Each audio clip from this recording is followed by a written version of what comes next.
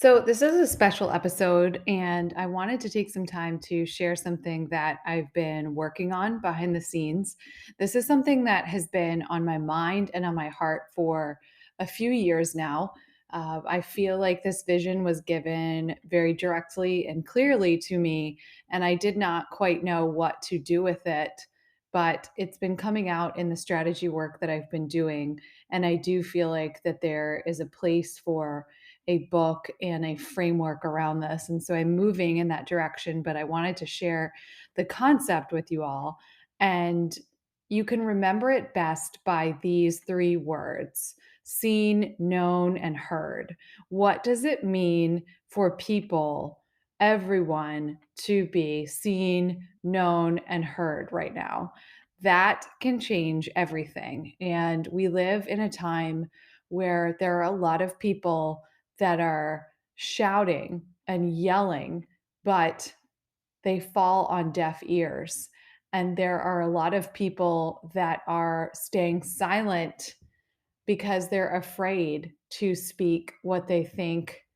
And they're also feeling like they're hitting a brick wall. And so when we think about our world right now, there are just a lot of people that are trying to be seen, known, and heard, but it's just not working. And so I've been thinking about, when do we get to a place where we are able to really see and hear and know each other without things like triggers and woundedness and anger and hate, that get in the way, that stand in the way. And ultimately, it creates division. And division leads to a broken system, a broken society, and broken, ultimately, it can lead to brands or businesses. And so, and teams, right? And families. And think about, this common thread that used to unite us is really disappearing right before our eyes. And so how do we regain that? How do we get back some of that? And I don't know the answer, but I do know that we are really starved for true connection and safe spaces to be able to just be seen, known, and heard, right where we are. And so, really, as you think about the people around you, I would really challenge you to think about your family, your friends, your coworkers, your teams, leaders in the world, leaders of nations. And really, who do we need to see, hear, and know? And some of them may be a lot harder than others. Some of them we may completely disagree with. Some of them we may despise their reaction to whatever is happening right now in the world. But I wonder if we move into a place where we become available to see, hear, and know people without a reaction that shuts them down or out immediately, we begin to draw out parts that we may need to see, parts that we can take and apply. I think of this as extracting the gold. So, this allows us to learn, and learning leads to realizations that grow us into who I believe that we're created to be. And so it also gives us a chance to just extend grace, grace to ourselves and grace to others in a way that creates and shares freedom. So I really think that people are deeply craving this right now. I think they're deeply craving a space where, even if you don't agree with them, you're committed to listening to them. Even if you don't like what they have to say, you are, and it's okay to say so, but you will still be there for them. And that's okay if boundaries need to happen, if, some degree of separation needs to happen to protect the relationship or the unity. But I think that there's a whole lot to this concept, and it's pretty simple when we start thinking about this in a couple different areas. So ourselves, are we seeing and hearing and knowing ourselves first? And a lot of times, if we're not, that can prevent us from being able to see others. And if we're not giving ourselves the grace that we need as well, we are unable to give that to others. And so I think we're in a time where there's such a large deficit of us taking the time that we need to understand ourselves, to capture our thoughts.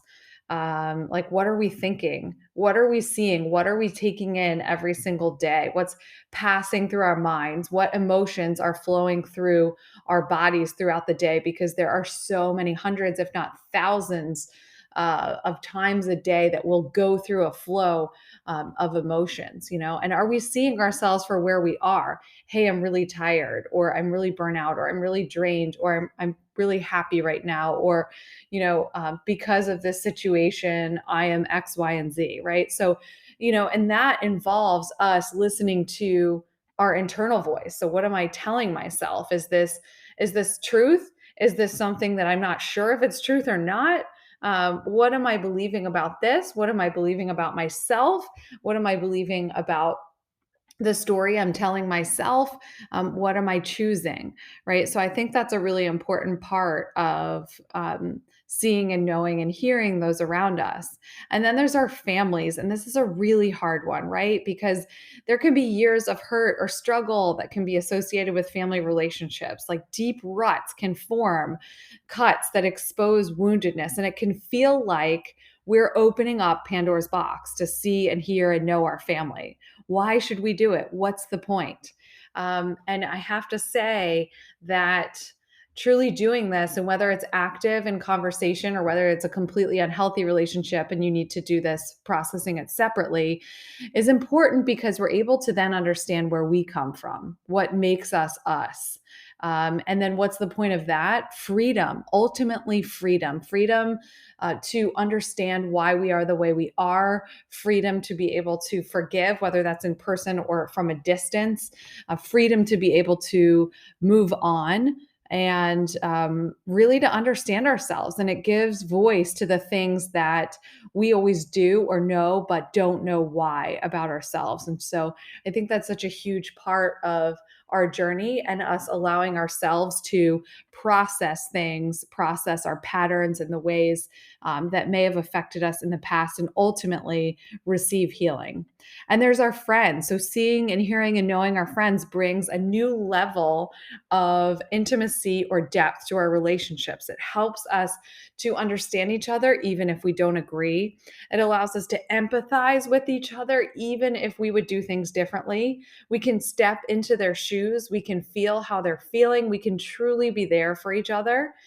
And really, what we try to do for others is what we usually want for ourselves. So, what do you try to do for others that you desire in friendships? So, when you first hear them, really see them and who they are without judgment and know them, they'll be open to hearing what you desire from friendships. You have an opportunity to connect on a deeper level with friends, which ultimately brings life to us. And you can be intentional in how you show them appreciation. And this gives them the opportunity to respond back. So, for example, if you're a person that's a gift giver and you are maybe really craving that yourself in a relationship, maybe you're able to really see them and think about what they want. Maybe it's not gifts, maybe it's something else. Maybe it's your time. Maybe it's an intentional check-in, right? And so when we stop and think about those things and really see people and hear them and know them, then we're able to respond in a way that's meaningful. And then there's our spouses and there's our coworkers, right? The same here. And then there's our world leaders, right? That's a really tough one right now. I think that there are so many different opinions. There are so many different strong feelings about this, but I would just encourage people to ask genuine questions and just seek to gain as much understanding as you can about our world leaders. And I think it's an important time here where we don't make quick judgments and quick statements, but that we truly take time to really understand what the issues are from all perspectives, from all lenses, right?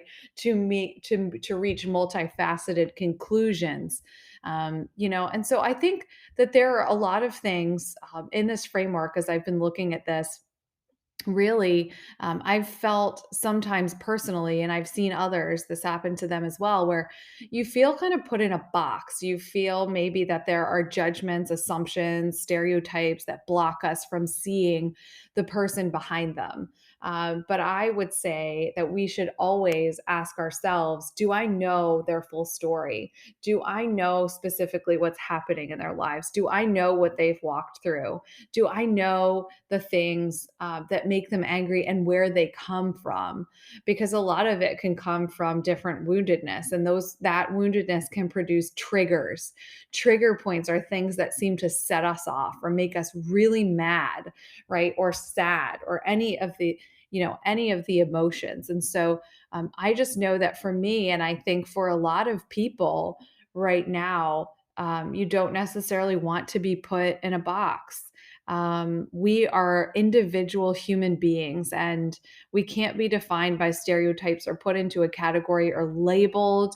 We're each uniquely created. There seriously isn't another carbon copy of anyone on the planet. And I just feel like if we really remove the layers of anger and hurt and dismantled stereotypes, what if we saw people behind the walls, right? How could we reframe issues to find solutions that can drive unity? And it really starts with each one of us. It starts with community. It starts with seeing and hearing and knowing people in our homes and our neighborhoods. It starts with extending grace. It's not naivety. Don't mistake it for that. It's grace, and grace allows humans to be human.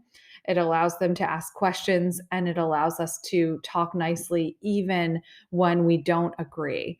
So, what does it look like really to be seen and known and heard?